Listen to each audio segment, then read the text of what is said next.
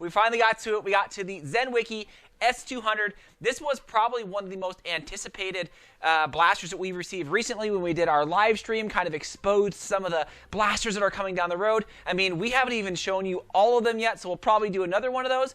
But we finally got around to this. You know, we were going to do it first, but I was like, no, let me get to all these other ones first to see how this thing kind of compares to all of the other ones first. Now, you know, this S-200 Fire Rat, again, is a crazy good blaster. We opted for the two kind of special colors, the orange and the green. If we take a look at the box here really quick, you can see the colors on the box where you're going to get most of these are going to be the brownish, the pink, the white, and the clear. But again, we opted for, you know, two of these here. And in the box, this is kind of crazy. It just comes with an instructions manual, the blaster, and the magazine. That is it. You know a blaster is pretty serious when it doesn't come with any darts. Most of the previous blasters that we've had have come with darts in all various lengths and sizes and tips on them, which in turn we end up just pretty much just throwing away because they don't perform as well as some of the standard half-length darts you get nowadays, like the Dart Zone ones, the Adventure Force stuff. They all been kind of much better by a large margin. So, man, I am super excited to get to this because I have so many things either here or on the way, like an upgraded spring, you know, a bunch of anodized aluminum parts. We got all of this stuff coming to kind of step this thing up to the next level. I did see this originally, I believe it was on Tag's channel where he reviewed this. He has a clear one, and I was like, oh man, I gotta hear his review because he just gives it straight up like we do. We just tell you how it is. If it's bad, it's bad. If it's good, it's good. Anyways, we saw the box. Let's look at this thing up close. I mean, the ergonomics of this thing, you guys, is crazy. It feels so good in the hands. You know, it just looks like almost like a real firearm just by kind of like looking at it. But the color is so awesome. That green and that orange, it just looks good in the hands. The grip is a very nice grip on this. It has kind of that rubberized, almost like a hard rubberized grip, but it feels good. So as your hands are getting sweaty and you're on the battlefield, whatever, it kind of adds a little more grip to it, but it feels really, really good. I cannot stress that enough. Now, to fire this particular blaster, it's pretty straightforward. You have these kind of two little clips on either side, and you have to push them both in, and it kind of releases the lock. You pull it back, and it shoots back forward. And it's really easy to prime. They have these kind of nubs on the back to allow you to kind of grip on something. With some of these other blasters that we've seen nowadays, there isn't a lot to kind of grab onto, right? There just wasn't a lot there, so it kind of hurt my hands. This is not too bad. It's right in the back. You're not going to pinch yourself. It's pretty straightforward. The magazine is a 10-round magazine, and it drops right out with that mag release on the left side of the blaster.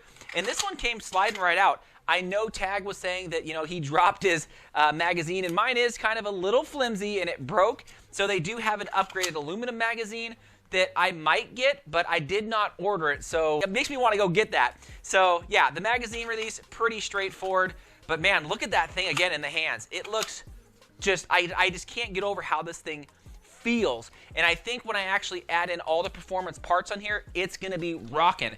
Now, the closest blaster that I can kind of resemble this thing is going to be the SP50, but first I want to show you guys kind of a, you know, an overall idea of how big this thing is in comparison to some of the previous blasters that we reviewed. The SP50, the Iron Will, the SR54, all of those. So check this out. I mean, it's about the same size-ish, somewhere right in there. For the most part, they weigh about the same. So this one isn't, you know, huge by any means in comparison to some of the blasters that we've previously done. Now, when it comes to performance, I have to still give the SP50 the top marks. This one shot the hardest out of all the current pistol blasters that we've had so far. And, you know, this is fairly close. I'll tell you guys how it is here in a second. So let's just get into shooting this thing. You can see here I'm about 30-ish feet away from my target. It might be a little bit difficult to see the shots that I'm doing because it's a little bit dark outside. It kind of cleared up here in Washington, but I am shooting darker darts here. Constantly, and the shots were really straight. This blaster is not loud by any means. It is, it's actually pretty quiet, to be honest. It's actually very quiet. So, you know, shooting this thing, it's pretty nice. I did not notice a difference in FPS by a huge margin between the orange blaster and or the green blaster. They were all straight, all pretty much primed very well. Now, you know I had to go kind of the double kind of shoot these, dual wield these things. It's a little tough when you have both these because you kind of can't really cock the other one that easy. It's just you need a good grip, and I didn't feel like really marring up my blasters by any by any means. I was trying to see if there was a way you can kind of prime it by pushing the other blaster onto the other blaster, but it's not like that, right? So you can see, yeah, just kind of doing some double shots, and it's just super accurate, very, very accurate, very quiet, and just a pleasure to shoot. There are not many sidearm type blasters where I am super, super impressed. I mean, the SP50, the Iron Will, all of these, I mean, I'm impressed. They are cool, don't get me wrong. They all shoot great. They have outstanding performance. But from an ergonomic standpoint, the SP50 is awesome.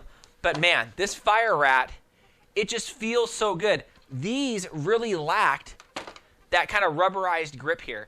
The rubberized grip, I think, really does it for me. It gives me that kind of that top tier performance, very similar to what Dart Zone is doing with some of their very high end stuff, where it has that rubberized grip and it just feels super, super premium.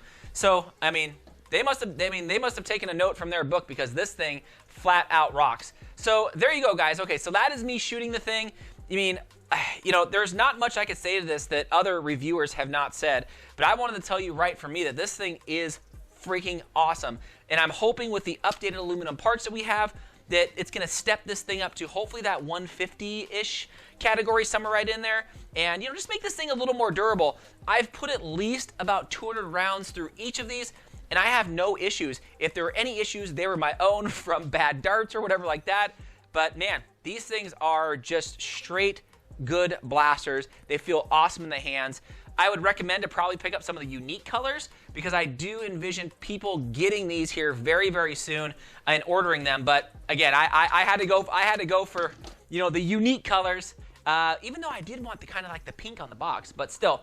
Anyways, let me know what you guys think of these things, but I cannot wait to add all of my aluminum upgrades to these and see how it performs when we get those, because I think it is going to actually make a difference when it comes to performance. Anyways, that's my 2 cents. Thanks again, Fox fans.